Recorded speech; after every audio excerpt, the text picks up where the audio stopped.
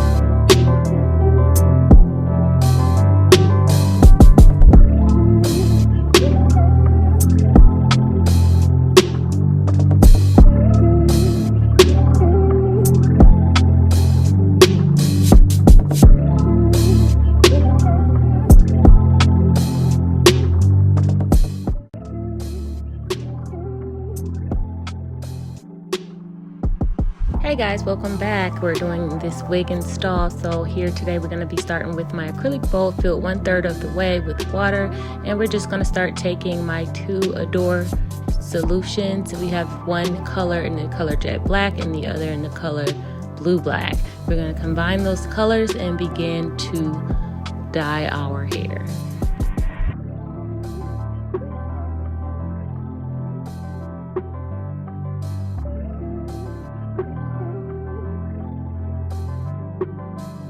Now that our hair color solution is all ready to go, we're going to go ahead and dip that hair right down into this color mix, and we're going to start to kind of drift it up and down so we can work that color into the hair, get it all soaked, and we're going to just kind of just play with it and go up and down the strands. Probably should have used a bigger bowl. Guys, if you're going to do this at home, I suggest you do this in the sink. It's just much easier for cleanup, and it's much better for your space period. Although it is better for the purposes of this video, I was just doing it on this table just so I could create the video for you guys. But yeah, use your sink. Also, cleanup wasn't that bad. As long as I had a plastic bag down, I was all set to go. I'll show you just how easy that cleanup is in a second. So I left that sit for 25 minutes. Could have sat longer, however 25 minutes was looking all right for me. So I just went ahead and took a baby wipe and wiped up, and you see how easy the cleanup is when doing this with watercolors. Simple as that. So off camera, I went ahead and rinsed my unit with cold water. As you can see, the dye did not stick to the lace at all. It rinses right through that lace and it does not dye. So it's okay to go ahead and do your dye process before you do your bleaching. Here I'm just blow drying my knots and making sure my lace and my knots are completely dry so that we can get a activation from the actual dyeing that we're about to do now. So now I'm just going to take my small acrylic bowl and I'm going to place my powder developer inside of the bowl, and I'm going to place my liquid developer into the bowl as well. And I'm just trying to get little by little. I don't want to pour too much, so you'll see me going in 3 different times to add more and more to get the perfect consistency. We don't want anything to be runny or leaky. We want that creamy where it will not move. And there you have it. Next, I'm going to start applying this right to the inside of my lace frontal, but I want to make sure all of my baby hairs and everything is out of the way because we do not want to bleach the hairs. And we're just going to go starting from the back and working our way to the front. And the secret to this part is to press through the lace a little bit because it's so thick, it should not run all over the hair. That was the whole point in making it as thick as we wanted it. So here I'm just making sure I get all of my baby hairs and everything covered. At the end, I'll flip the lace over and check it quickly to make sure that I covered everything all the way to the beginning of my lace frontal. After making sure it was all said and done, we went ahead and placed some foil just for heat activation purposes so we can get that to really start to do its job. And I noticed before I finished that it was already turning. So I literally left this on for about 25 minutes and that was it. And as you can see, we have a better situation than we had before.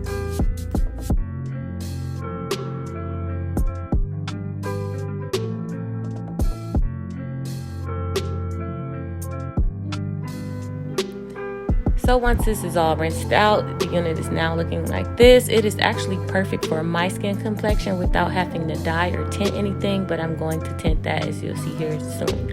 So guys, there are parts all over your unit, including on the parts. So in order to make that clean, you still have to go in and pluck through the middle of that part to make that very, very clean. I wasn't able to record it because I thought I was recording and I wasn't, so I apologize for that. I'm going to try to give you a little synopsis of what I did on the background part of it. So I just went straight through the middle of the part and took out any of the hairs that were sitting in the middle, and it helped it give it a much cleaner look. My assistant here is prepping an old wig for me, and yeah, that's what we're doing.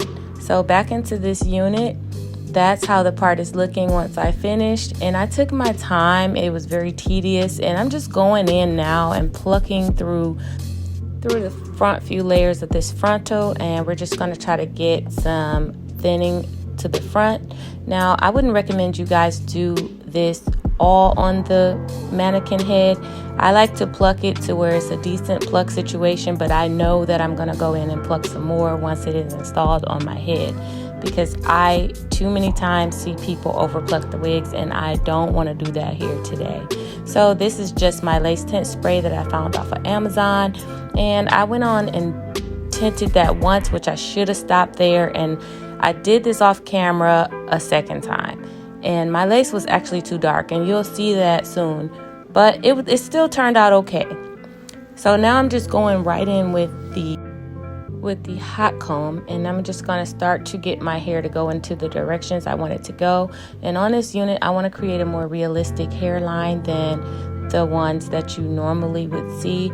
So for me, my hairline is shaped kind of squared off, kind of more so like a guy's hair would be lined. My hair is sharp on its edges, so I want to mimic my same hairline and give this a more realistic hairline and not that oval round one. So to do that, I'm just going to use the actual parts that I pull out as I shape my hairline and use those as my baby hairs.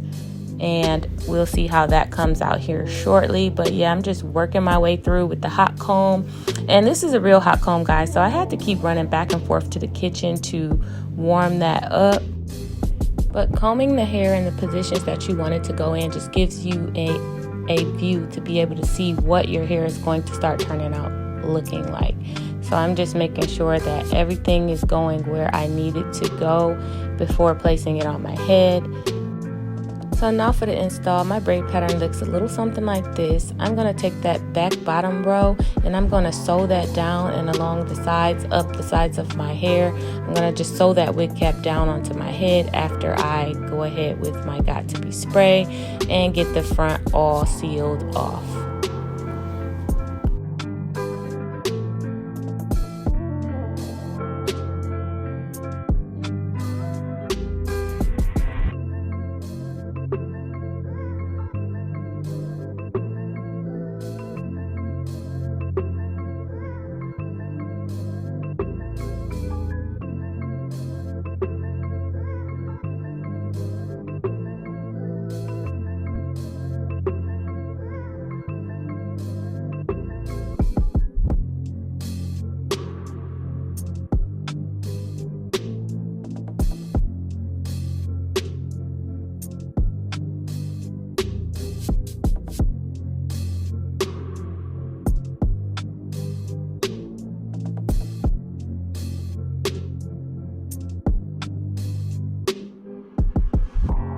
So now I'm just going to go in and try that wig on my head to see how the color's looking, and now I can tell that it is too dark for me. However, it's going to have to work out because we're here now. So both products that I used, the lace tint mousse and the lace tint spray, were two new items that I never saw anyone use before, and I just wanted to try them because I'm like, I wasn't comfortable wearing lace wigs because I wasn't really comfortable with the makeup, but I still ended up having to put the makeup on my head. However, I know now for next time that I do not need the lace tint spray, as I'm not as dark as I thought I would be to use that spray. So I'm gonna just go in with the mousse and leave it at that.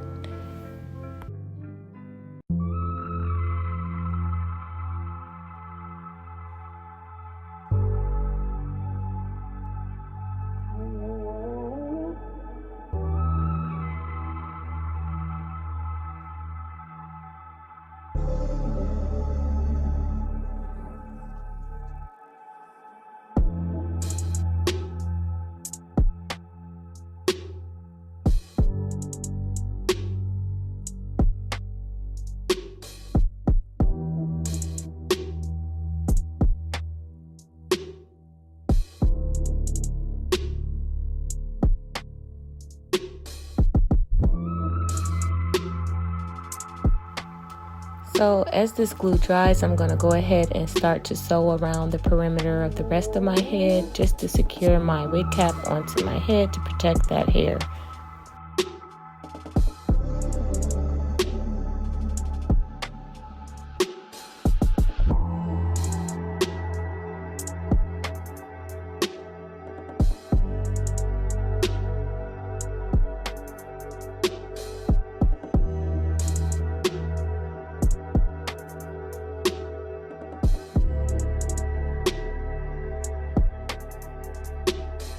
I did 3 rounds of this glue on my hair. I only showed 2 rounds on this video, but now after the 3rd round has gotten clear, I just went ahead and started to lay that lace onto my hairline. Be sure to only do this once your glue is starting to become see-through, transparent, and tacky.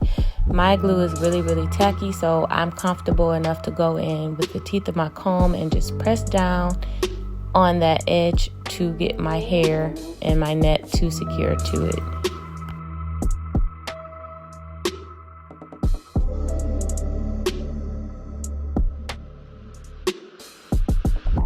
Here I'm just recreating my faux hairline that I made earlier in the unit by pulling those baby hairs back out, and then I'm going to proceed to go in and start plucking. As I said before, you don't want to pluck all of the hair on the mannequin because you can take out too much. So you want to pluck some of it and then finish the rest while it's on your head. So that's what I'm about to do now. And I'm just going to strap this band on for about 10 minutes just so I could secure that lace.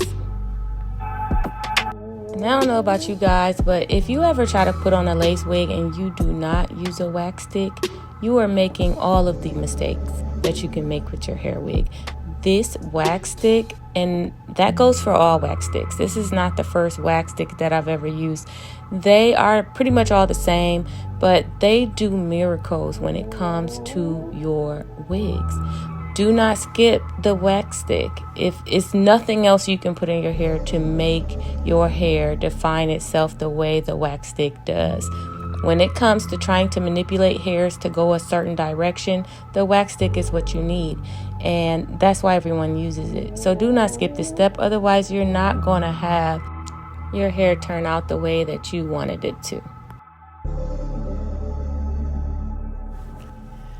So while I pluck my hair, I just want to explain the reason why I didn't pluck so much hair.